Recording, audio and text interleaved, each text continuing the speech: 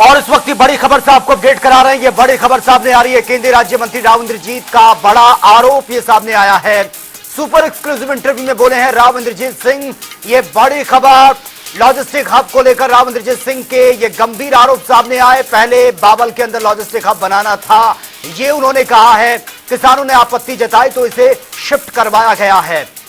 पूर्व सीएम मनोहर लाल से मिलकर नागल चौधरी को शिफ्ट करवाया गया। नागल चौधरी में खरीद फरोख्त के दौरान भ्रष्टाचार हुआ, ये गंभीर आरोप राव इंद्रजीत की तरफ से लगाए गए हैं। लॉजिस्टिक हब की जमीन की खरीद में भ्रष्टाचार हुआ। भ्रष्टाचार में कुछ लोगों के नाम मेरे पास हैं, ये भी उन्होंने कहा है। और भी कुछ लोग हैं जिनका जल्द खुलासा मैं करूंगा। तो सबसे बड़े भ्रष्टाचार सिद्ध करने के लिए लगा हुआ हूं, यह भी उन्होंने कहा। आने वाले वक्त में जल्द ही इसका खुलासा कर दिया जाएगा। तो ये बड़ी खबर से आपको अपडेट करा रहे हैं। एक्सक्लूसिव इंटरव्यू जहां पर उन्होंने ये तमाम बातें कही हैं। सुपर एक्सक्लूसिव इंटरव्यू में राव इंद्रजीत सिंह का यह बड़ा बयान लॉजिस्टिक हब को लेकर राव इंद्रजीत ने यह गंभीर आरोप लगाए हैं। पहले बावल के अंदर लॉजिस्टिक हब ये बनना था, किसानों ने इस पर आपत्ति जताई तो फिर इसको शिफ्ट करवाया गया, ये उन्होंने कहा है। पूर्व सीएम मनोहर लाल से मिलकर नागल चौधरी शिफ्ट करवाया गया था और नागल चौधरी में खरीद फरोख्त के दौरान भ्रष्टाचार हुआ है। लॉजिस्टिक हब की जमीन की खरीद में भ्रष्टाचार हुआ।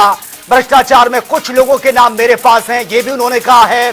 और भी कुछ लोग हैं और जल्द ही मैं इन सबका खुलासा करूंगा। इस बड़े भ्रष्टाचार को सिद्ध करने के लिए मैं लगा हुआ हूं और आने वाले वक्त में बहुत जल्द बहुत बड़ा खुलासा भी करूंगा। तो फिलहाल ये बड़ी खबर से आपको अपडेट करा रहे हैं। ये बहुत बड़ा बयान जनता टीवी के सुपर एक्सक्लूसिव इंटरव्यू में क्या कुछ इन्होंने कहा, एक बार सुन लेते हैं।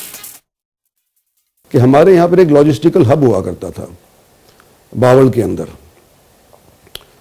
हरियाणा सरकार की तरफ से तजवीज़ हो गया था। और मैं खट्टर साहब के बारे में तो ये तो कह ही सकता हूँ कि उस टाइम के ऊपर जब लोगों ने उसका प्रतिरोध किया कि भाई हमारे यहाँ पर लॉजिस्टिकल हब नहीं होना चाहिए, तो सब लोगों ने, पंचायतों ने मेरे पास आकर के कहा कि जी हमारा बेड़ा गर्क हो जाएगा। पहले से ही ऑलरेडी इंडस्ट्रियल एरिया बन गया, हमारे खेती बाड़ी के लिए कुछ जगह मिलेगी नहीं। 2-4 हज़ार एकड़ अगर आप एक्वायर कर लोगे, उस टाइम एक्वायर होने की तजवीज़ थी, हो सकता था उस टाइम पे ना।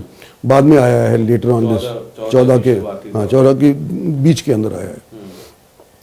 तो उस टाइम के ऊपर उन लोगों का ज्ञापन लेकर के मनोहर लाल जी से भी मिला, मैं औरों से भी मिला और उसको हमने रद्द करवा दिया। उस लॉजिस्टिकल हब को बावल से शिफ्ट करवा करके और हमने नांगल चौधरी चलवा दिया, क्योंकि वो एरिया करीब पड़ता है मतलब इसके जो ट्रेड कॉरिडोर है उसके लाइन के करीब पड़ता है। वहाँ पर जब जाने के बाद मुझे नहीं पता कि कौन कौन इन्वॉल्व हैं। कुछ लोगों का तो मुझे मालूम है और कुछ लोगों का तथ्य मेरे पास अभी तक आया नहीं है। लेकिन समय आएगा तो उसके अंदर खरीद फरोख्त के अंदर किस किस लोग ने कितना कितना करप्शन किया है, कितना कितना प्रेशर बना करके ज़मीन हथियाई है, उसका आने वाले समय के जल्द मैं खुलासा करूंगा। नांगल चौधरी में उस लॉजिस्टिक हब के लिए, उस लॉजिस्टिकल हब की ज़मीन के खरीद फरोख्त के लिए आपका आरोप है कि उस पर करप्शन हुआ है। मेरा ये आरोप है कि ये वहाँ पे करप्शन हुआ है, उसको मैं सिद्ध करने के लिए लगा हुआ हूँ। आने वाले समय के अंदर आपको बताऊंगा कि कौन कौन उसके अंदर शामिल है।